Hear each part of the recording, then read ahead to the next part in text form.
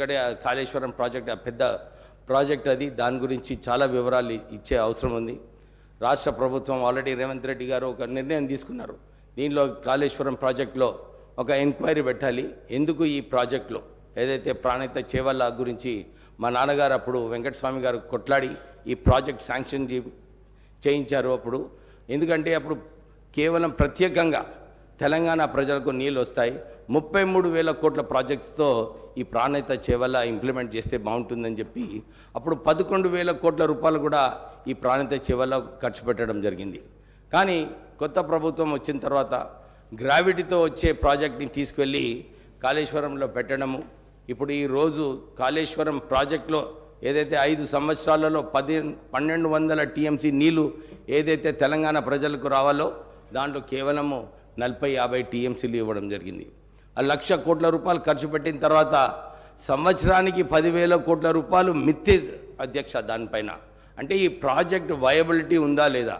అప్పుడు మాకు చెన్నూరు ప్రాంతంలో, మంతిని ప్రాంతంలో, మంచిర్యాల మా పెద్దపల్లి పార్లమెంట్ నియోజకవర్గంలో ఎప్పుడు కూడా బ్యాక్ వాటర్స్ నీళ్ళు రాకపోయేది. కానీ ఈ బ్యారేజెస్ కట్టిన తర్వాత ఈ బ్యాక్ వాటర్స్ వలన సుమారు 1,00,000 ఎకరాలు మునిగిపోవడము, అక్కడ మంచిర్యాల టౌన్లో ఇల్లులు కూడా మునిగిపోవడం జరిగింది.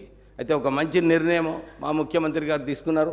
దీంట్లో ఒక ఎంక్వైరీ పెట్టి నిజంగానే ఈ ప్రాజెక్ట్ ఏదైతే అంతకుముందు మహారాష్ట్రతో ఒప్పందం జరిగిందో ఇది నిజంగా రీడిజైన్ చేస్తూ ఇక్కడ మార్చే అవసరం ఉందా లేదా, దీంట్లో ఇన్ని వేల కోట్ల రూపాయలు ఎట్లా ఖర్చు అయినాయి.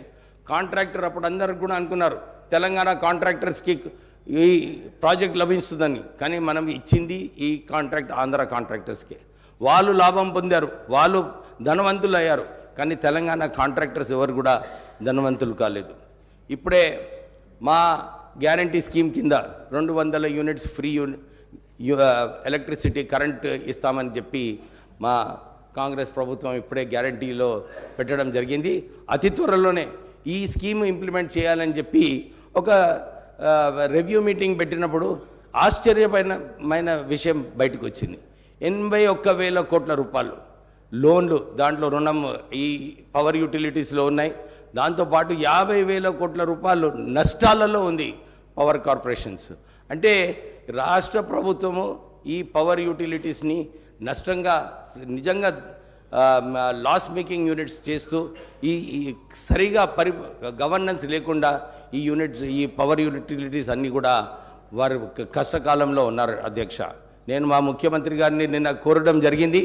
ఈ సింగరేణి సంస్థలో మా నాన్నగారు ఉన్నప్పుడు అప్పుడు 1,150 మెగావాట్ల సింగరేణి పవర్ ప్లాంట్ స్థాపించడానికి మన్మోహన్ సింగ్ గారితో మాట్లాడి మా అన్నగారు వినోద్ గారు ఇంకా మా నాన్నగారు అప్పుడు కొట్లాడి ఈ ప్రాజెక్ట్ని తీసుకురావడం జరిగింది.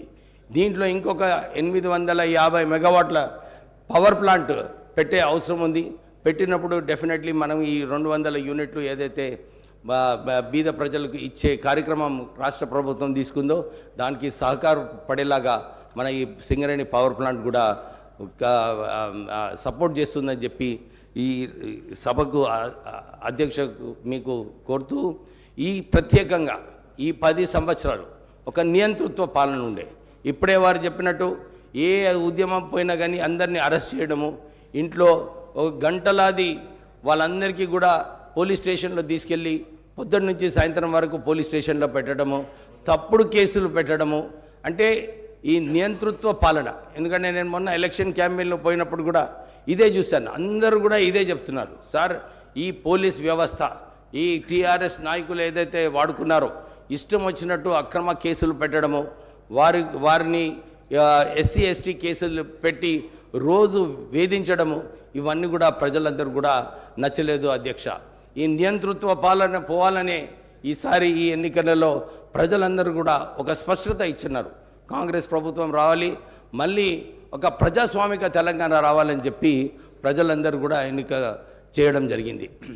రేవంత్ రెడ్డి గారు ముఖ్యమంత్రి గారు అదే దాని ప్రకారంగా ఏదైతే ప్రజలు ఆశించారో ఒక ప్రజాస్వామిక తెలంగాణ ఉండ కూడా ఇదే ఉంది. ధరణి పోర్టల్లో అవకతవకలు, ధరణి ప్రజలకు మంచినీటి సౌకర్యం, మనం మిషన్ భగీరథి చాలా పెద్దగా చెప్పుకున్నాం. అప్పుడు కాంగ్రెస్ హయాంలో ఆర్డబ్ల్యూఎస్లో 70% వరకు మంచినీటి సౌకర్యం అప్పుడు కల్పించడం జరిగింది. కానీ ఈ మిషన్ భగీరథి వలన చాలా చోట్ల కూడా నా చెన్నూరు నియోజకవర్గం, మంచిర్యాల, ఇక పెద్దపల్లి పార్లమెంట్ నియోజకవర్గంలో నేను ఎన్నిసార్లు వెళ్ళినప్పుడు ఇదే అడిగినాను, అరే మిషన్ భగీరథ నీళ్ళు వస్తున్నాయా లేదా? అప్పుడు టీఆర్ఎస్ ప్రభుత్వం చెప్పినారు, మేము ఇంటింటికి నీళ్ళు ఇవ్వకుంటే మేము మళ్ళీ ఓట్లు అడగామని చెప్పినారు. ఇచ్చినారా లేదని చెప్తే నిజంగానే ఆశ్చర్యపడిపోయినాయి. చాలా చోట్ల కూడా 90% ఏరియాస్లో, ఇతర డిస్ట్రిక్ట్స్లలో కూడా మిషన్ భగీరథ ఫెయిల్ అయిపోయింది అధ్యక్ష.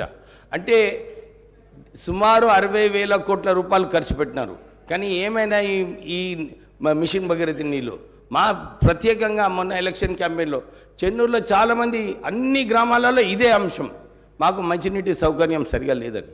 అంటే ఈ రాష్ట్రం ఏదైతే మిగుల రాష్ట్రం ఉండేనో 60,000 కోట్ల మిగులు బడ్జెట్ ఉన్న రాష్ట్రానికి ఈరోజు సుమారు 6 లక్షల కోట్ల అప్పు అయిందంటే ఎక్కడ ఖర్చు పెట్టారో మాకు నిజంగా అర్థం కావట్లేదు. ఎందుకంటే గ్రామాలలో వెళ్ళినప్పుడు సరిగా మంచినీటి సౌకర్యం లేదు, సరిగా రోడ్లు లేవు. ప్రజలందరూ కూడా ఈ 2 అంశాల మీద చాలామంది ఇదే ప్రశ్న వేస్తున్నారు మాకు. ఇక డబుల్ బెడ్రూమ్ ఇల్లు సంగతి అయితే వాళ్ళందరికీ మంచిగా తెలుసు. ఎక్కడ కూడా గ్రామాలలో ఏ డిస్ట్రిక్ట్లో కూడా ఇల్లులు కట్టలేదు. అందరికీ ఇదే అడుగుతున్నారు, సార్ మాకు ఇందిరమ్మ ఇల్లులు ఏదైతే అన్ని పాతకాలంలో వచ్చినాయో మళ్ళీ మీరు ప్రారంభం ఇస్తే బాగుంటుంది, మీరు గ్యారంటీ కార్డులో పెట్టినారు, నిజంగా మాకు 5 లక్షలు ఇస్తారని చెప్పి చాలామంది అడగడం జరిగింది. మేము ఇదే వారికి విశ్వాసం ఇప్పించినాము. అప్పుడు ఏదైతే కాంగ్రెస్ హయాంలో ఇందిరమ్మ గృహాలు కల్పించినారో మళ్ళీ ఈసారి 5 లక్షల రూపాయల వరకు మీకు రాష్ట్ర ప్రభుత్వం ద్వారా మీరు ఇల్లులు కట్టుకోవడానికి మీకు ఈ సౌకర్యం కల్పిస్తాము. అంతేగాక ఎవరికైతే జాగాలు లేవో, ల్యాండ్ లేదో వాళ్ళందరికీ కూడా 250 స్క్వేర్ యార్డ్స్ ల్యాండ్ ఇప్పిస్తూ ఇల్లులు కూడా కట్టాలని చెప్పి ప్రభుత్వం ఆలోచిస్తుంది. నిన్న ఒక రివ్యూ మీటింగ్లో రేవంత్ రెడ్డి గారు చెప్పినట్టు విన్నాను నేను, ఎక్కడ నేను భూమి కావాలనుకుంటే కొనాలి, డిస్ట్రిక్ట్లలో కొని ఈ ఇంద్రమ్మ పథకం కింద ప్రజలకు లాభం పొందేలాగా ఇల్లులు కట్టుకోవటానికి సౌకర్యం కల్పించాలని చెప్పి కూడా ఓ నిర్ణయం తీసుకుంది రాష్ట్ర ప్రభుత్వం అధ్యక్ష. ఇది ఒక మంచి విషయము.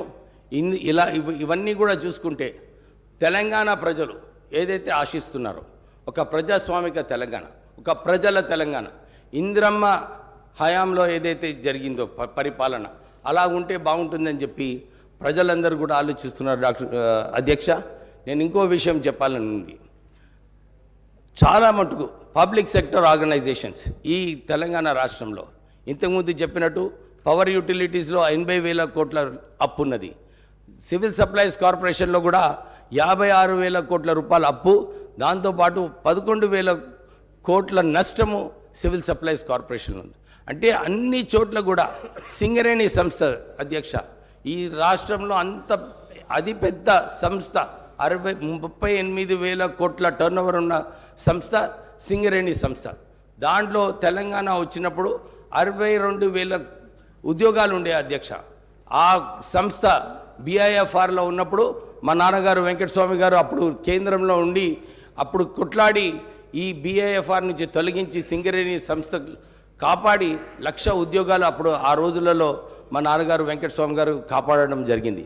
కానీ ఈరోజు సింగరేణి సంస్థలో TRS ప్రభుత్వం వచ్చిన తర్వాత కేవలం 39,000 ఉద్యోగాలు ఉన్నాయి అధ్యక్ష. ఒక ఇంటింటికి ఉద్యోగం ఇస్తామని చెప్పి TRS ప్రభుత్వం చెప్పింది. కానీ సింగరేణి ఒక్క సంస్థలోనే 29,000 ఉద్యోగాలు బర్తరాఫ్ చేయడం జరిగింది. కారుణ్య నియామకాలు అన్నారు, కానీ దాంట్లో కూడా చాలా అవకతవకలు ఉన్నాయి అధ్యక్ష. సింగరేణి కార్మికులకు నిజంగా వాళ్ళందరూ కూడా అదే అనుకుంటున్నారు, అరే తెలంగాణ వచ్చిన తర్వాత మా భవిష్యత్తు బాగుంటుంది అనుకున్నాము, కానీ ఏమైంది మా పరిస్థితి అని చెప్పి చాలామంది అక్కడ అనుకుంటున్నారు. అక్కడ కూడా 27,000 కోట్ల రూపాయలు రాష్ట్ర ప్రభుత్వం ఇప్పుడు సింగరేణి సంస్థకు పైసలు ఇచ్చేది ఉంది అధ్యక్ష. అంటే ఆ సంస్థను కూడా అక్కడ కూడా పాత రాష్ట్ర ప్రభుత్వము అక్కడ కూడా సింగరేణి నుంచి పైసలు తీసుకొని ఇవ్వడం లేదు అధ్యక్ష. అంటే